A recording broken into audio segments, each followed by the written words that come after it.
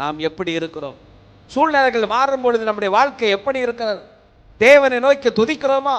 சூழ்நிலைகள் மாறும் பொழுது அப்படியே அமைதியாயிரும். ஜெபம் வராது, பாட்டு வராது, வேத வாசிப்பு இல்லை, சபைக்கு வருவது இல்லை, எல்லாவற்றுக்கும் முற்றுப்புள்ளி வைத்து விடுவோம். ஆனால் தாவீது அப்படிப்பட்டவன் அல்ல. எல்லா உபத்திரத்தின் மத்தியிலும் கூட, எல்லா நெருக்கத்தின் மத்தியிலும் கூட, எல்லா வேதனையின் மத்தியிலும் கூட கர்த்தரை எனக்கு முன்பாக வைத்திருக்கிறேன், அவரை வலது வாரசத்தில் இருக்கப்படுகிறார், நான் அசைக்கப்படுவதில்லை என்று சொல்லுகிறான். அல்லேலூயா.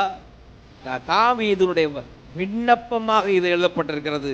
நாமும் கூட தேவ சமூகத்தில் அநேக காரியங்களை நினைத்து புலம்பிருந்தாலும் இன்றைக்கு கர்த்தர் சொல்றாரு, என் புலம்பலை ஆனந்த களிப்பாக மாற பண்ணினேன். இங்கே இருக்கிற இந்த சபையாரை, அமர்ந்திருக்கிற தேவனுடைய பிள்ளைகளை, இந்த காரியம் எதுவாயிருந்தாலும் கடந்த 9 மாதங்கள் நிறைவேறாத காரியத்தை இந்த 10வது மாதத்தில் கர்த்தர் உங்கள் கண்ணீரை கண்டு உங்கள் புலம்பலுக்கு பதில் கொடுக்கிறவராயிருப்பார். ஆமென்.